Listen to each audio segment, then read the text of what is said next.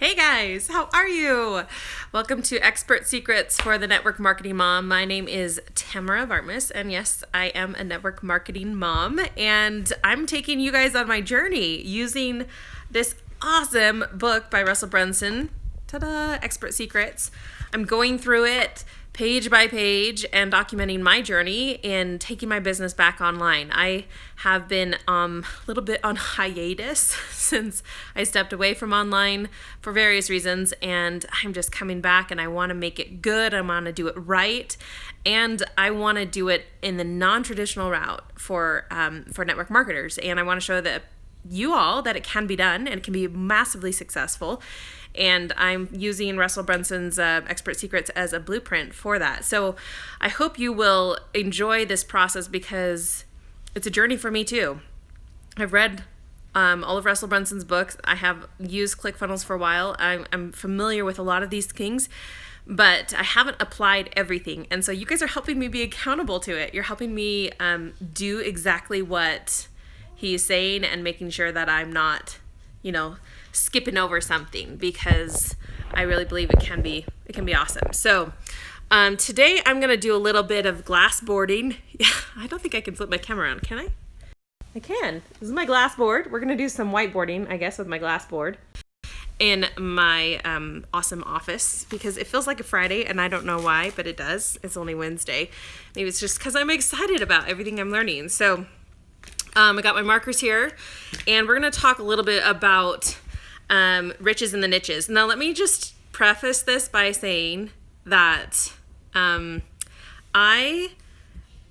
way back when I started building my business online, it wasn't network marketing at the time. It was just I was building my website out as a energy healing practitioner, and I remember going through lots of different kind of business trainings, and they kept teaching, you got to get to your niche, you got to get to your niche, choose your niche, choose your niche.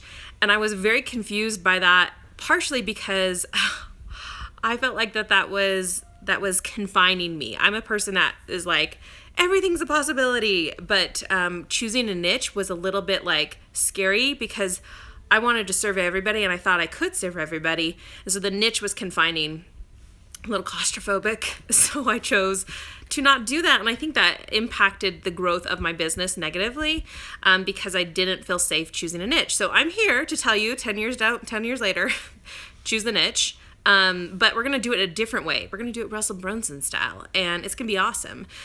So when we are, we all have an expertise. That's what we've been talking about, that you're an expert in something, so be cool with it, own it. And let's move on to the next step, which is, who are you going to serve, okay? You want to serve people that want to be served, for one, okay? Because you need somebody that is going to also want to spend money and learn from you. So part of that is all that we're going to talk about today. I'm going to show you guys on this map a couple of things on this board. So let me step over here. You can see a little bit in my chaotic office right now, but that's all right. My assistant came to me today and it's like, hey, I'm gonna go find something else to do. And so I have two little kids, right? Trying to get work done with two little kids. She's been so helpful to manage my little escape artist 2-year-old. So I gotta find a new assistant, or else hire my kids, which is probably what I'll do. I'll hire my kids because school just got out today. But anyway, all right.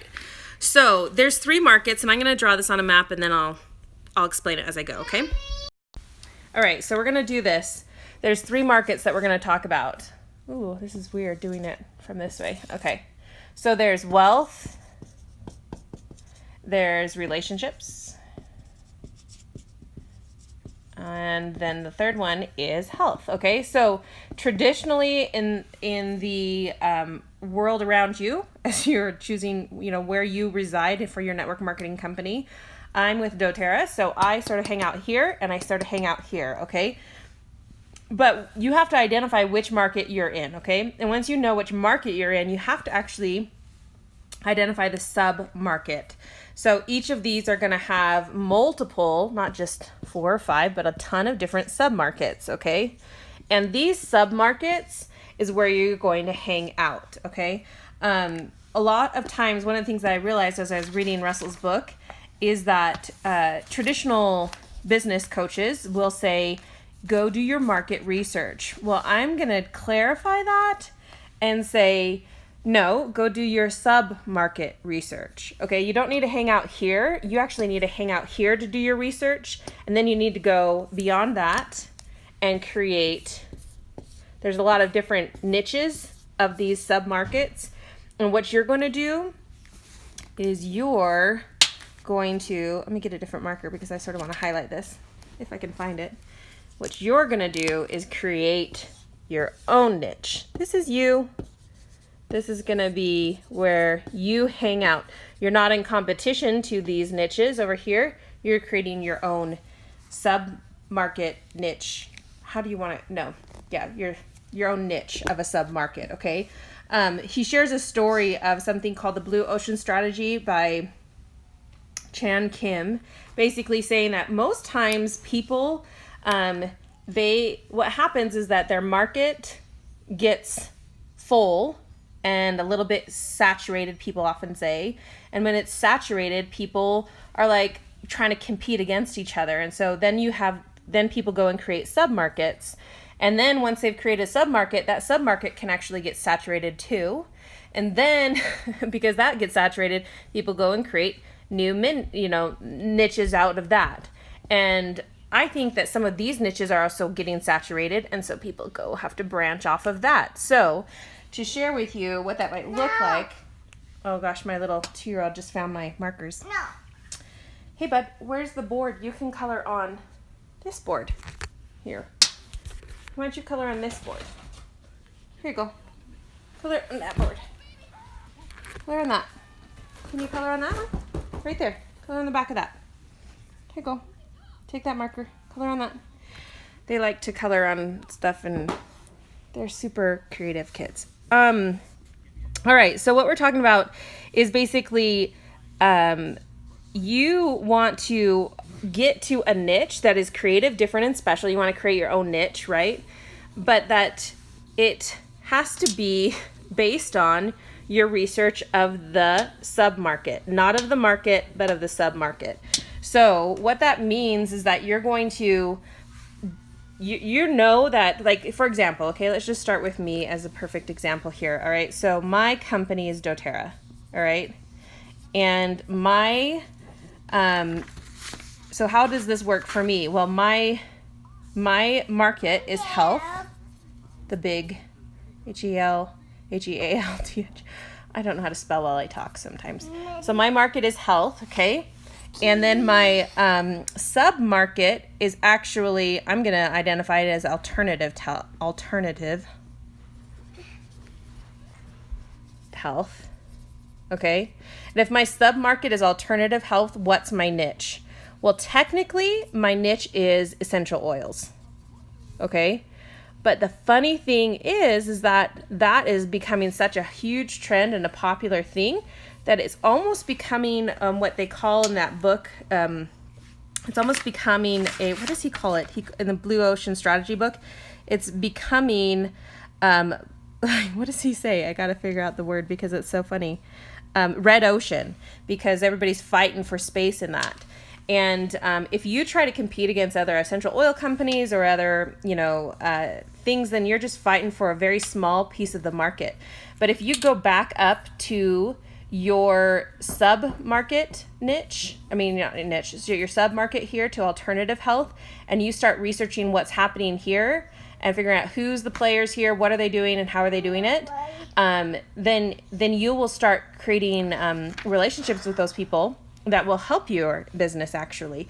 So instead of thinking like the ocean is super small because essential oils are being talked about all the time, or makeup, or whatever it is your business is about, you're focusing on the wrong thing. So once you go up here and do your sub-market research, again, who are the players here? What are they teaching and how are they teaching it? So I'll write that on the board. Who, what, and how. Then you're going to have a bunch of information to be able to create your small niche. Create your new blue ocean that's not bloodied out with people fighting for everybody's attention. Oh, good. Tobin just... Oh, shoot. He took a marker out. That means he's probably going to color on the walls. Oh, my gosh. We'll figure that out in a second. So when you go in to study your submarket, so remember, this is your main market, and this is your submarket. So once you've identified your submarket, you're going to ask a few questions. And let me write those questions out for you guys. Color right here, Bim. Right there. What? Yeah, right there. The first question that you're going to ask yourself as you do submarket research, not just market research, but submarket research. The first question is this. No. We don't color on that. No. Do you want to color right here? You want to color right here? Okay, color right here. Here, go over here. Color right here. All right. So the first question we're going to ask is this. Would people in the submarket, you're going to like this, would people in your submarket,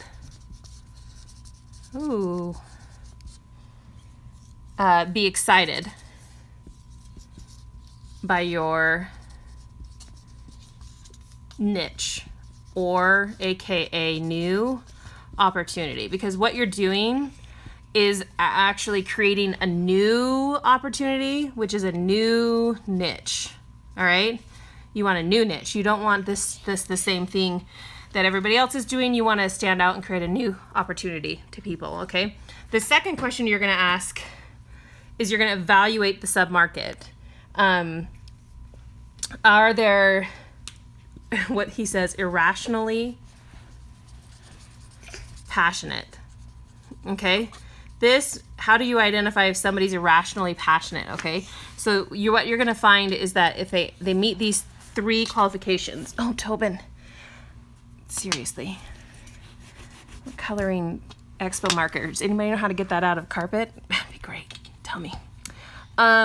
Okay, so we're going to ask 4 evaluations. No. Is there a community already in place? Oh, you want this? Seriously. Okay, I'm trying, guys. I'm trying. No. All right, is there a community in place? 2, is there a certain vocabulary for that market, the submarket? 3 is, do they have events? And 4, are there other experts?